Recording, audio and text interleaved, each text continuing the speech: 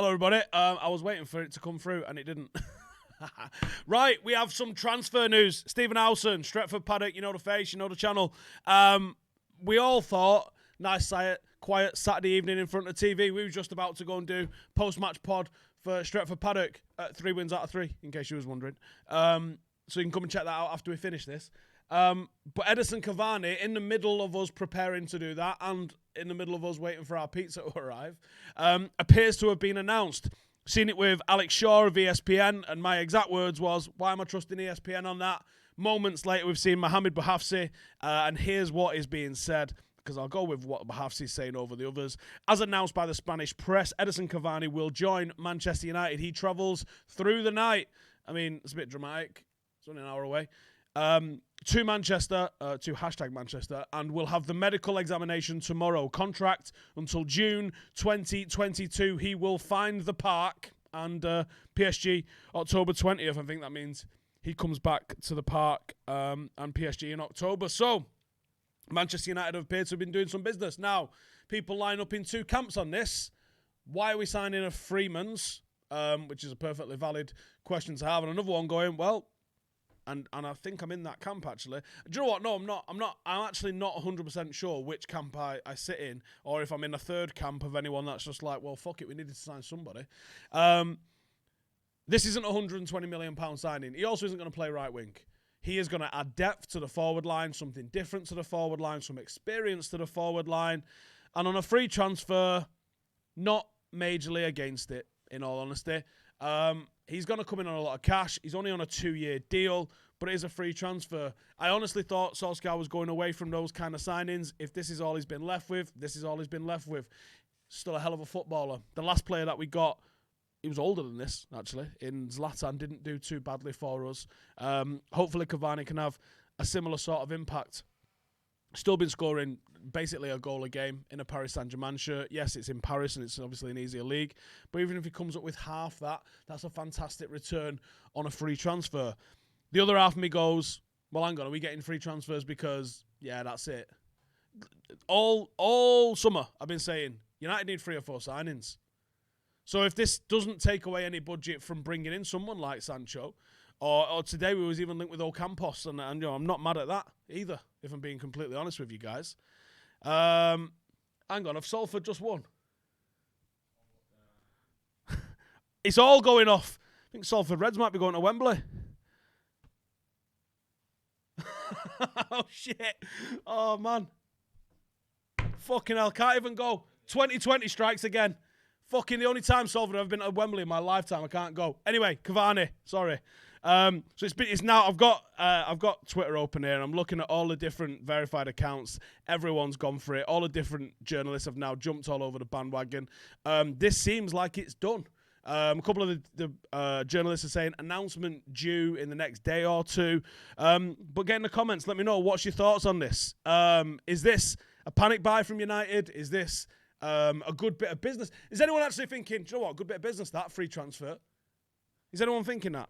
Let me know in the comments. I'd rather have no one, says Moody Mank. No, I definitely don't agree with that. The guy's either Falcao 2.0 or Zlatan 2.0. I definitely agree with that. It is going to be literally one of those. Is he Falcao 2.0 or is he Zlatan 2.0? Shouldn't be paid more than Marshall considering he won't even start. Wage, I don't know. Is that rugby league? Yeah, we were talking about rugby league. Panic buy or not, great addition to the squad. Champions League pedigree striker, says Yash. Boycott United and stop all Glazer profits, says Seifel. 5 in 17, good enough, Steve? You'd want a little bit more than that, I guess, but we'll see how it goes. A lot of people saying panic buy. Depends on wages, good signing. MP says, I do, great business. Have we learnt nothing? It's a joke. Better than Igalo on a free. No, yeah. Is it that? Is it better than Igalo on a free? I give up. Panic buy. What do you think we'll buy anyone else? What about the guy from Dortmund? Oh, we're not really. Have we been linked with anyone from Dortmund? I don't think that deal's dead yet, to be honest, but it's on life support, isn't it? I mean, we are so close now to the end of the window. You're like, mate, do you want to pull your finger out your ass and actually get something done?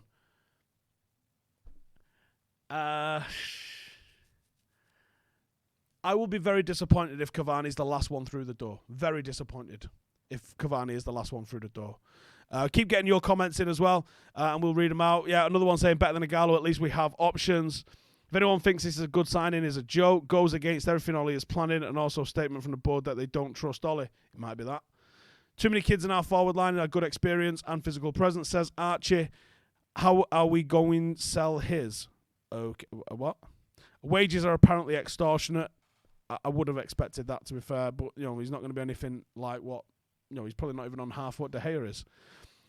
Great signing for the practice squad, says JD. We need a centre-back, says Garlic Sauce. Speaking of We Need a Centre-Back, We Need a Centre-Back is the title of a podcast which we've just had to knock back a little bit, which is me and Dimitar Berbatov. Might have heard of him, Bulgarian fella. Used to play a bit back in the day. He thinks we need some centre-backs as well, and he's got some good opinions on that, so make sure to stick around to Stretford Paddock later for when that comes out. Give us some much-needed height, can play different tactics.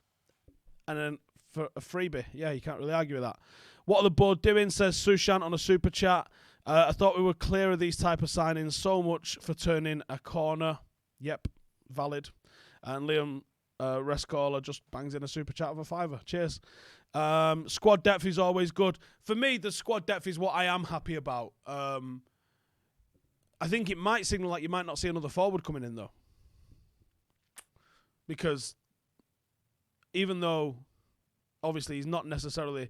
we haven't really sorted out that right wing spot whatsoever. Bringing in another player, that 5 into 3 really doesn't go.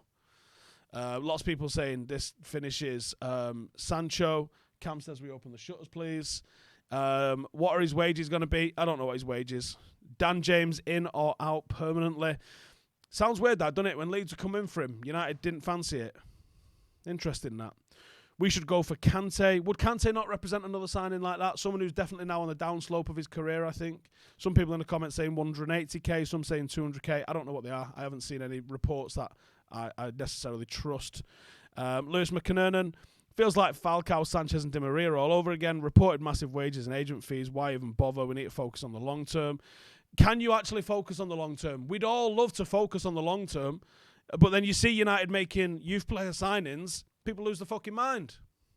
There has to be a blend. I think there has to be a blend of experience and youth coming in. This is a painful signing, says Heaven Soul. It's 2 steps forward, 3 steps back sort of approach from the seniors at the club. MP says, my thinking, why would they not buy anyone else? If they were not going to get Sancho, why would Sancho would be ill if they were not going to put... I don't understand that, sorry. Ardash says, panic buy looks like a signing to shut the fans up. I don't think it's going to do that. I really don't think it's going to do that. Wage reported at approximately 200,000 a week. Coming for the money, not the football. Well, we'll see what he's got to say for himself. If he's coming tomorrow, I don't think you'll be getting an announcement tomorrow with there being a game. So this is probably one to announce Monday morning, I would have thought. Cavani and Sancho would make us have the best attack in the league. Doesn't play centre-half, though, does he? Reminds me of the job Llorente did at Spurs. Yeah, very possible. Is he going to sit on the bench that much? Now, all right, well, let me throw this at you. We are 2 days in from the window. I wanted 4 signings. If we get Van der Beek, Cavani, Telles and Sancho, I don't know how much I'd give you as a percentage chance that that's going to happen, but if we got those 4, would that represent a good 4 signings for you guys? Would you be happy about that? Welcome home, Cavani. I don't know about home. I think that might be a little bit giddy. He is on high wages and he's not Ollie's signing. Must be Ed Woodward's signing. I don't know. If he wanted a striker, then I think this might solve a bit of an issue with the striker. Just to recap then, I'll go with Bahavsi because we like Bahavsi here at Stretford Paddock, Tier 1 journalist. He says, just recap for those of you that just joined, as announced by the Spanish press, hang on, lost my page, Edinson Cavani will join Manchester United. He travels through the night to Manchester and will have the medical examination tomorrow. Contract until June 2022. He will find the park and PSG October 20th, obviously when we go and play against them in that their Champions League. Will he do better or worse than the last Uruguayan striker that we had at Old Trafford? A fella by the name of Diego Forlan. What do you reckon? Is he going to go for that? Again, give us your thoughts on that one in the comments. This is wild. This is madness, isn't it? Saturday night, everyone just settling in, having a tea. Salford are getting to Wembley. Paddock go 3-0 on top of the league. It's all kicking off. But right, we'll be back again when we have an update on this. But if you're looking for something to come and watch and maybe you want to keep this conversation going a little bit, head over to Stretford Paddock FC right now. We're going live in 2 more minutes. And we'll be talking about what's just happened in today's game and why there won't be highlights of that game coming out. So cheers for tuning in. Make sure to subscribe. Back over in half an hour if you're not coming over for the podcast, because we have got Dimitar Berbatov on at 7:30. So come and join us for that one. Laters.